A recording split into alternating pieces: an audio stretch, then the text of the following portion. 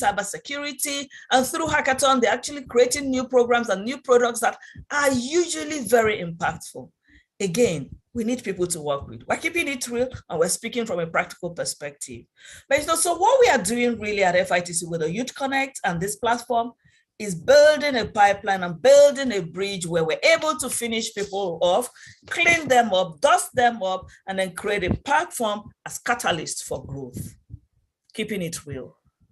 And I challenge the economy, I challenge everyone who is here, organizations, corporations, government agencies, all of you. Right on FITC, you already know what we're capable of, and we can clean up the youth better and drive scale around that.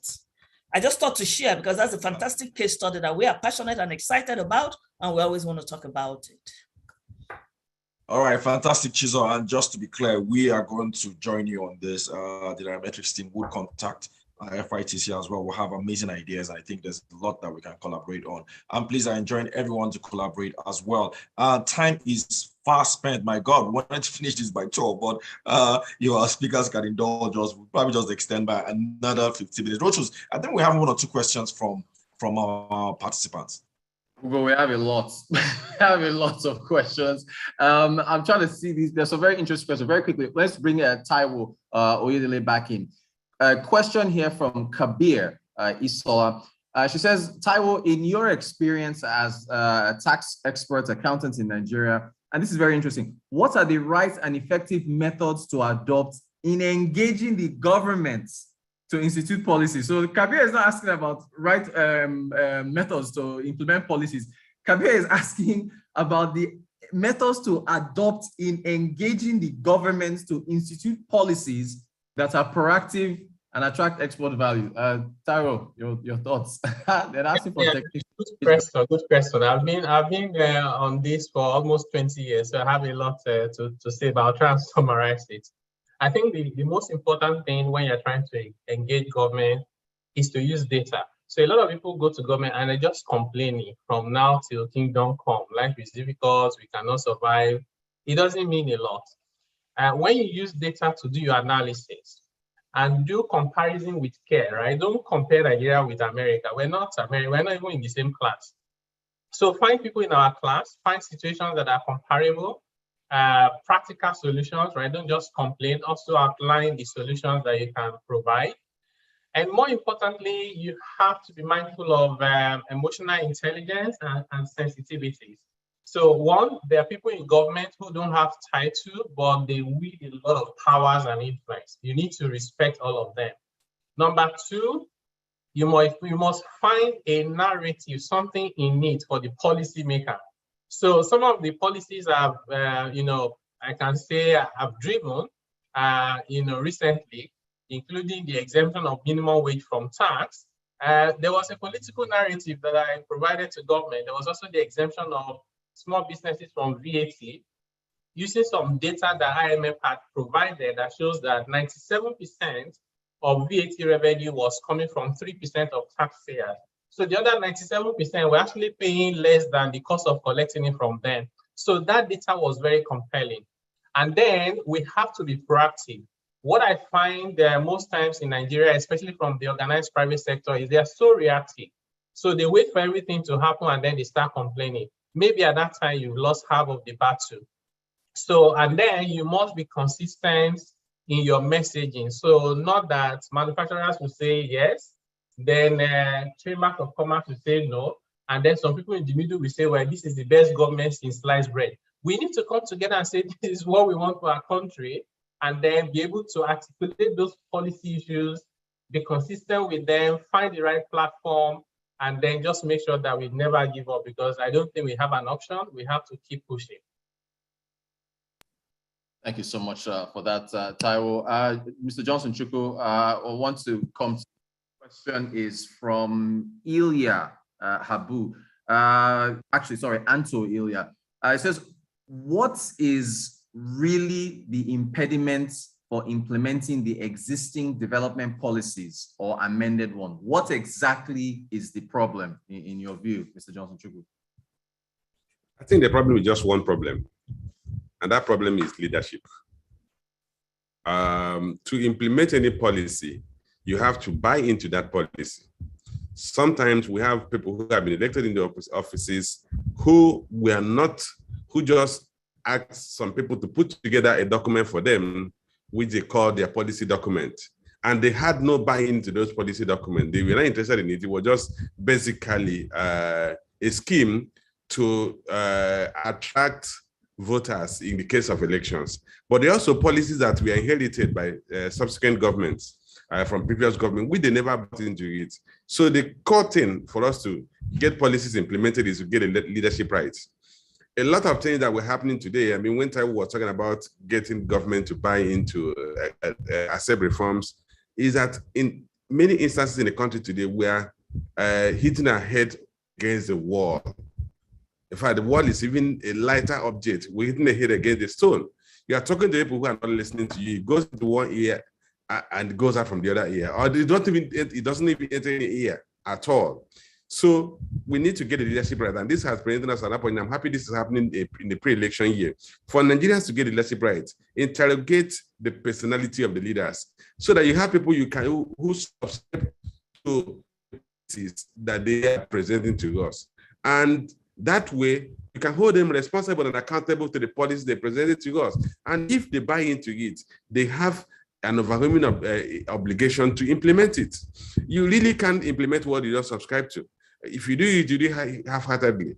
But core of the foundation, the problem is get leadership rights, leadership define values, leadership define culture, leadership will institute systems that work for the people, and leadership will come with vision, and leadership will drive those vision.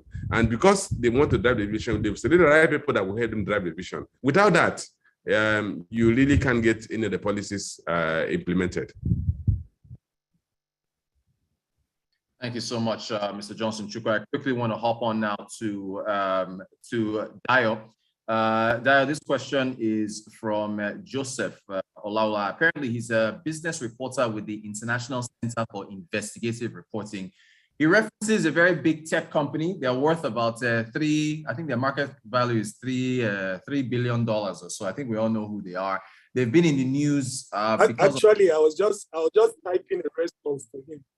Aha, okay. So, and for the benefit actually, I was just typing a response to him.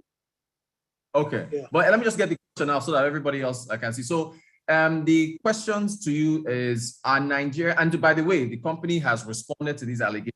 So that is, just to put that out there, everybody. They've denied them, and that is something that's being attended to. But Joseph's question for you, Dio, I think that is 3. Are Nigerian tech firms above the law? Over-regulated or under-regulated? What is the SEC doing to profile many of firms that are evading scrutiny? Thank you.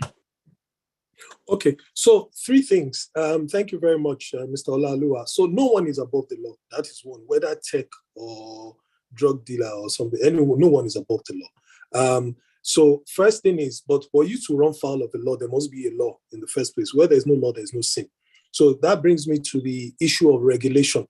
What we had before now, then again, there are some, because some of the allegations, these tech companies, some of them border on criminals, some are civil, so it depends on what arms of law. I'm not a law, where I'm an apex regulator, so I'm not a law enforcement agent, but I mean, we're all working in arm of the government and the agency of the government, so at least by extension, its implementation of some of its external laws still fall on our plate. So no one is above the law. So that's the answer to your question, whether tech or non-tech.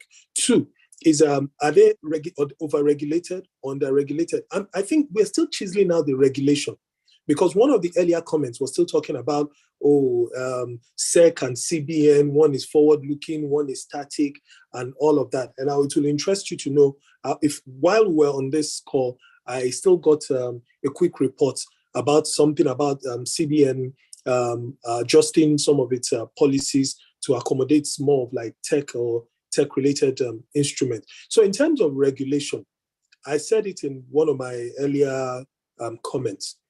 What we have done since September 2020 was to acknowledge that fintech, crypto, digital assets are here. The trades are happening here.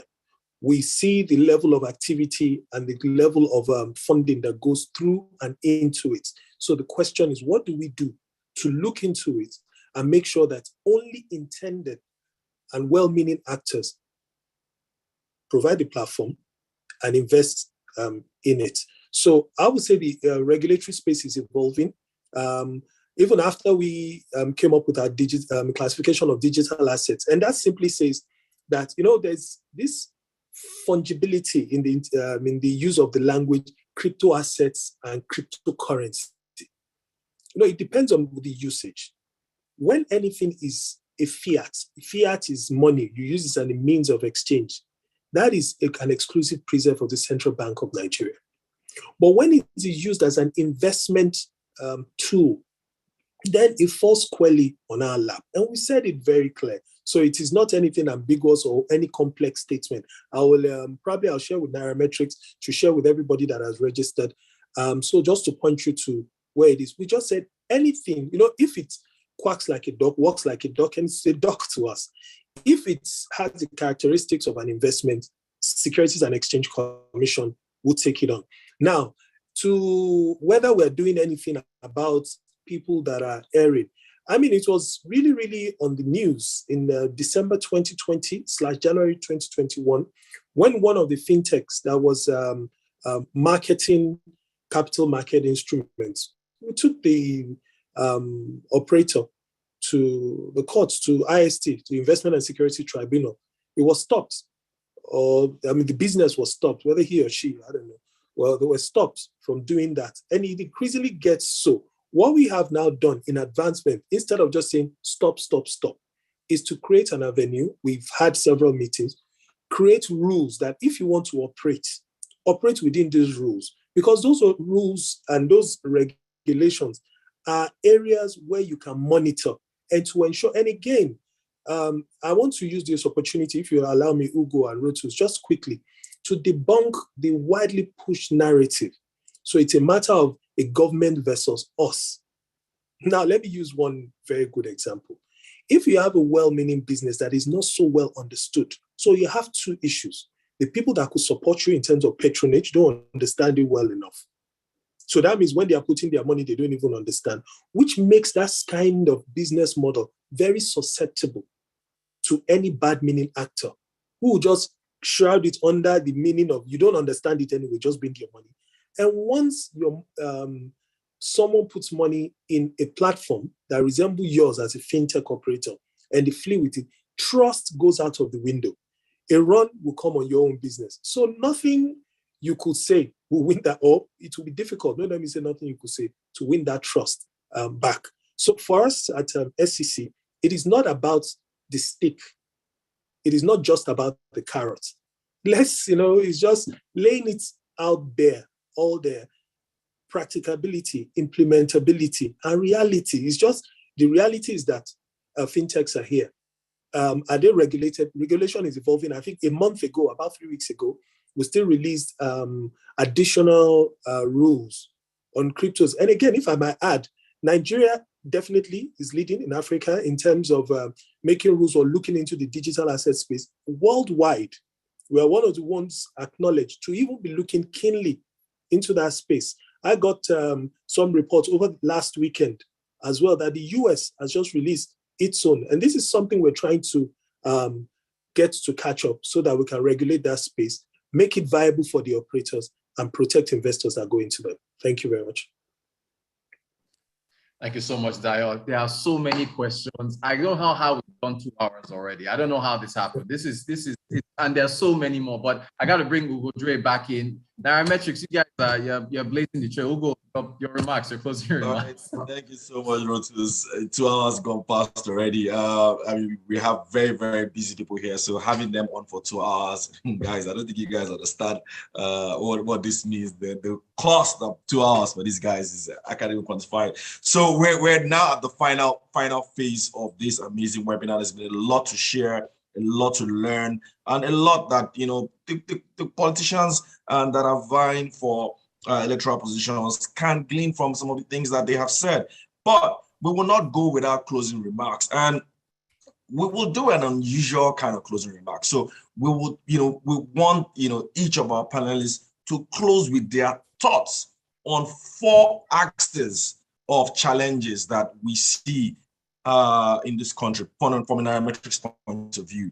And each person will touch on one specific challenge. So I'm going to start with you first, Chizo. Ladies first, like they usually say. So I want you to close on ASUU strike and education as your final remark. What do you advise the government to do?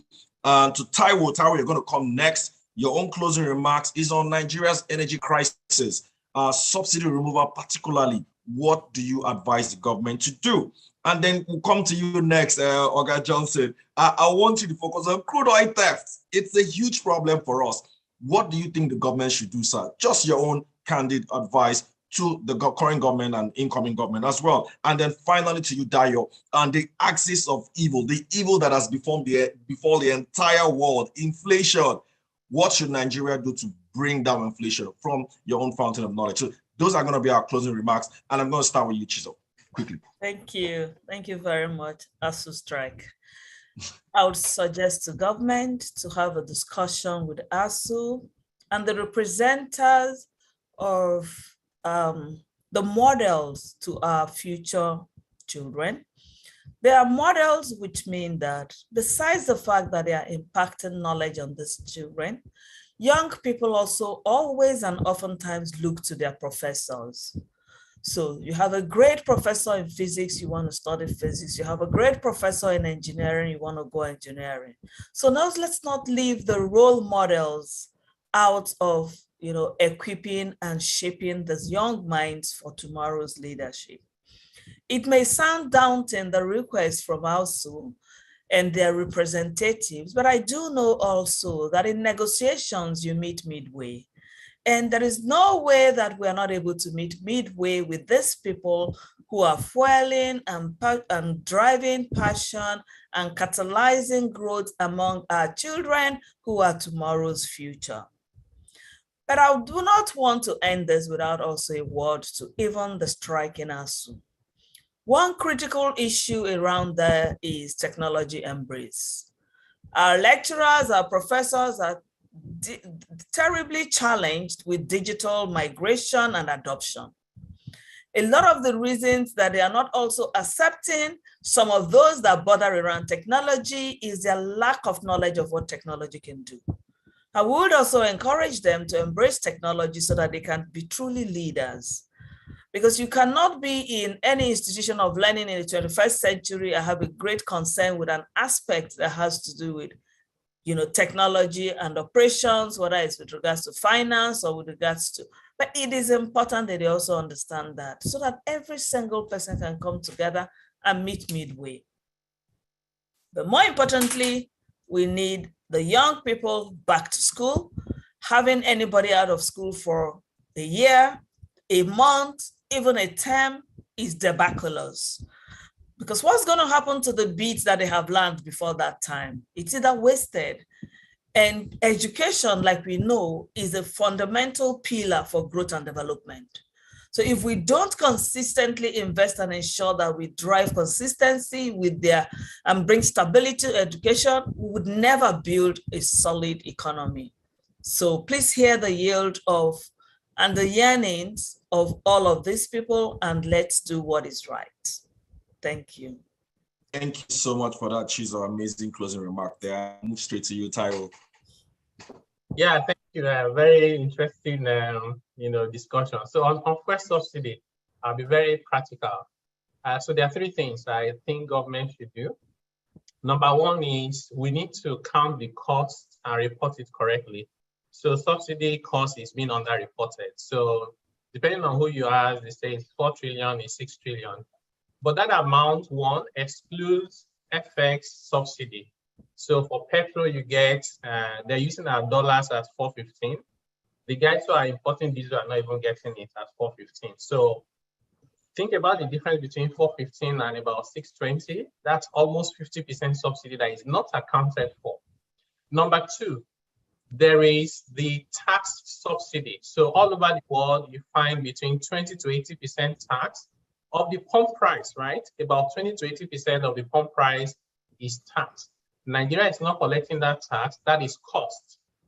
That should be accounted for. Number 3 is government is actually borrowing. So because NNPC is not remitting to FARC because of subsidy, government is borrowing and paying double digits. So effectively, you can say that we're actually borrowing to pay the subsidy, because without the subsidy, the borrowing will be less. That amount needs to be added. My view is that at least the cost of subsidy that is reported is about 80% more if we account for it correctly. That's number 1. Number 2 issue is government needs to address the inefficiency and corruption in the system. I say this because Benin is our next door neighbor. We can say that we are smuggling petrol to them. That's why petrol is about $1 per liter. But we're not smuggling diesel to them because our diesel is more expensive than theirs. Their diesel is $1 per liter. And they're also importing refined diesel. How come diesel lands in Benin, next door neighbor to Lagos, at $1, but it lands in Nigeria at almost $2? Because you have issues with clearing, with all manner of agencies, with storage, with logistics. We can address those without costing government any money. Even the NNPC says they import about 63 million liters per day, but consumption is more than 63 million, and it's only NNPC that is importing. The math is not adding up. So those corruption and inefficiency in the system have to be addressed. Lastly, we must negotiate a plan to remove the subsidy. We cannot keep kicking the can down the road. Number 1, government needs to communicate clearly and consistently. Not that Ministry of State for Petroleum will say A, GMD will say B, President will say X. It's too confusing. They need to come together, communicate to Nigerians very clearly, negotiate with labor. My view is if you put 20% pay rise on the table, the labor leaders will be on their own. Their members will say, you know what, because they know the cost will not be up to 20%. The impact on inflation is exaggerated. You can go back in time. We've increased the price of petrol by up to 80% before. Look at the inflation rate for those periods. Nothing compared to what people fear now. And then you need to think about that removal has to be done in a phased manner, because every time we want to remove subsidy, it comes with scarcity. That scarcity is actually a bigger problem than the removal itself. If you face it in a smart way, then you address some of those problems. And I've said before, what if you just increase the price of petrol $1 per day until you get to the market price and you eliminate it? So that $1 per day is not enough for anybody to hold it, right? And it's not enough for them to double the price of fares from Ajah to anywhere, for example. And finally, you need to ensure that overall, you are sincere in your communication with the Nigerian people. We cannot afford Sri Lanka situation. This was how they started. And then they got to a point where they didn't even have fuel at all. They only had enough to last one day. I pray that will not happen, but we need more than prayer. We need to take practical steps, and urgently so. Thank you. Thank you so much, Taiwo. We need more than prayer. I like the way you said it. Negotiate a plan to resolve for subsidy. That's a very important word there. Negotiate a plan. Over to you, Sir Johnson. Okay, I will start by saying appreciating your team for this webinar. I think it's been quite exciting. I didn't believe I would spend 2 hours here. We've done more than 2 hours. Okay, but back to the question you threw at me. I think the basic thing we need to do, we need to engage the inhabitants or the residents of oil-bearing assets. We've tried gumbo strategy, it didn't work. I mean, when this current government came into power, they adopted a gumbo strategy to cow the residents of oil-bearing assets or the inhabitants of oil-bearing assets, and those people fought back and frustrated production. You see, it beggars logic for you to believe that a man who is pauperized with living his thatch house with water flowing into his house, and the pipeline is just behind his compound, and you either expect him to use the pipeline or to do nothing and die of hunger. We need to bring development to those areas. The current NDDC is not working, it's not effective. Ministry of Niger Delta is not effective. We have to review our approach to developing the Niger oil-bearing areas, Niger Delta zones or areas. If we don't give them value for what is extracted from their backyard, we cannot successfully fight the level of oil theft. The concept of value creation is that when value is created, everybody in the entire value chain, if you an accountant, you know about value addition or added, tell what you guys call it, value added statement, which breaks down the value created by an organization according to those who benefit or try to get that value. We need to go back and do that when it comes to the oil and gas assets. As it stands today, we are extracting value from the Niger Delta zone area, but they are not getting a single portion of those values. And that's why they have every reason to be angry. And without that, we can't improve on in reducing the level of oil theft. If you go to those areas, and I've gone to places like Bayelsa, some parts of rivers, some parts of Delta, you will see, you can touch and feel poverty. So the question is that, if you remember the story of when some of them were brought to Abuja and they looked at street lights, well paved, and they say, wow, is this still Nigeria?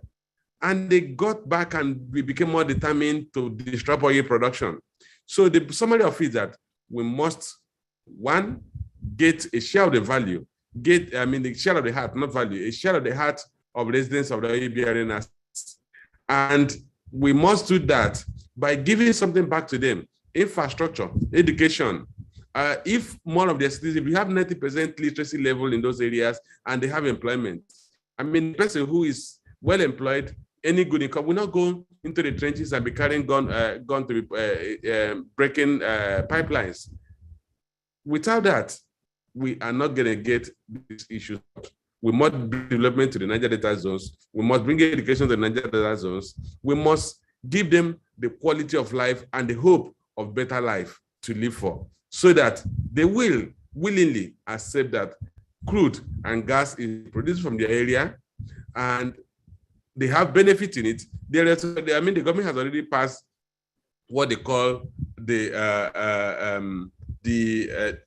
Host Community Act to ensure that part of the values are passed on to the host community. There must be some kind of shared interest in oil production, oil and gas production. And under the Host Community Act, they are supposed to be shareholders in whatever company or whatever asset that is being mined from their location. That way, they will have an alignment of their interests with the interests of the nation, of national or our national interests. Without that alignment, you really can't fight this war. Thank you, and remain blessed. Thank you so very much, sir. And I couldn't agree, more with you. It makes absolute sense to allow the host community to be part of the entire process.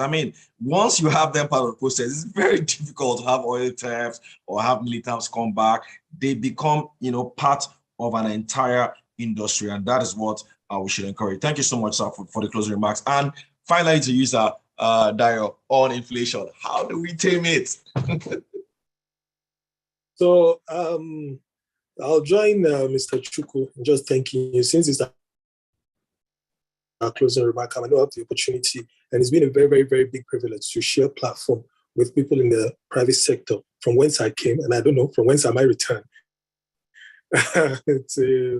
to dissect matters on relating to our daily economy. Now, on inflation, it's not going to be a flash in the pan. You move towards reducing inflation. It's not something you do. You switch off a button or switch on a button and it will just go down. So my own advice is two-pronged. The CBN has a lot to do, and I think they should switch. My own first thing is just advice that they switch from monetary framework to inflation targeting. Inflation targeting, we've practiced it in this country, and we saw the results, though it was a bit late. But I think we need to switch into that. Harmonizing the exchange rates. At some point, I think 4 or 5 years ago, there was a time we had like 5 or 4, I think about 4 different exchange rates in this country. There should be a conscious move towards having a stable and harmonized exchange rate, because that will create an avenue for, should I say, confidence or clarity for anybody bringing money from outside the country, knowing fully well they'll be able to repatriate the money. When you're going into another economy, profitability now splits with different risks. The risks that the chances of what you had planned will come to fruition, to the extent that your 1 naira will turn 1 naira 50 kobo. There's a risk there. But the risk also subsists that even if you made 2 naira instead of the 150, by the time you're converting the currency back, is it available to even go out? And by the time you're going out in your own local currency, will it now mean 80 kobo? That is what is killing foreign portfolio investments, really. And all of this, as an asset management person, and even now in government as an operations person, I try to follow rule of the pencil. Anything that can be explained, just as we're saying it verbally, maybe it's not meant to be understood, or I don't understand it well enough. If you're going from Ido to Agbara and you take same transportation, 100 naira yesterday, and it's 1 naira 50 kobo, 150 naira today, inflation has hit you by 50%. There's no need going math and all of that. When you talk about food, how much was a bag of rice then? How much is a bag of rice now?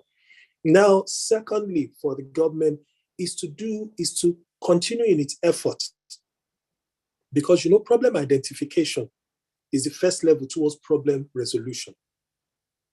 I know there have been so many identification. Part of what we are doing now is problem identification. All these papers, I've seen a couple of people suggesting that, all the brilliant ideas that have been exchanged here, how do we get it to government? I work in government. So I don't think the government and we all are bereft of what our problems are. We live the problems every day. Do we have a roadmap to solution? Yes. But I think the major gap that needs to be focused on is in the implementation and the will to do so. And the will to do so, they say the fish rots from the head. It will be spearheaded by leadership. And we're in the pre-election season.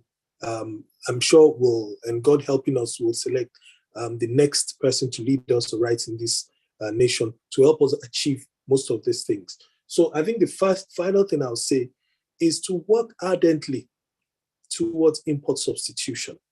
And as this import substitution is easy to create and throw all these economic terminologies around, if there's no productivity, sustainable productivity, it just all ends up being another phrase which I've just dropped on this platform, and it doesn't add to the bottom line. And on that note, thank you very much for inviting the DG, and I do hope I've been able to adequately represent him in the manner of the questions that have been asked. Thank you. Absolutely, Dayo, absolutely. And please do extend our greetings to the DJ as well. And also thanking him for allowing you represent him as well. It's been an amazing session, everyone. I just want to use this opportunity to thank, first of all, thank Chizo for being on this session. I know how difficult it is to get you on sessions like this. Thank you so much, Chizo. Like I mentioned, we will always be there to partner you and your organization with everything that you guys are doing. And to my guy, the Top Johnson, I admire you so much. Already, the last time we had one session, I told you you're my mentor immediately, because the way you took these questions, even me, that a lot of people come to ask questions or people invite for sessions like this. I learned so much from you, sir. And thank you so much, sir, for giving us this time. We know how busy your time is. Thank you so much, sir. A pleasure. And to Taiwo, my Oga from I'm sure you've forgotten so many people that you've taught in this country. I was one of your students some years back, so I'm sure you can. And then I used to remember, how is this young guy that's just lecturing us? And you must be dropping fountain of knowledge. Thank you so much, sir. Always a pleasure. Having you on board, and PwC as well. PwC always sends us, their partners on this session. And thank you so much again. And to Rotus, you're a member of the Nairametrics team. So, thank you once again. I'm sure you've gotten a lot of nuggets for your show on Monday on Arise. In case you guys don't know, Rotus anchors Arise, the business section on Arise TV. One of the most popular TV stations in Nigeria and in Africa as well. And to the Nairametrics team who did the good work here, thank you all so much. And Dayo, again, thank you so much. I hope we can have you here as well again, another session. And to those of you, the panelists who are asking for more, you know what, we do this every quarter, but I think we're going to be doing something like this on a monthly basis. Might not be this elaborate, but we'll try and bring in a very, very big masquerade. You don't want to know who we are looking at targeting this time around, but we're going to bring in somebody who is going to be on the hot seat and tell us what it is they plan for this country. Thank you all so much, everyone, and do have an amazing weekend and the most profitable week ahead. Thank you so much. This is Awesome Nairametrics. Goodbye, everyone. and see you again next time. Thank you. Okay, bye-bye.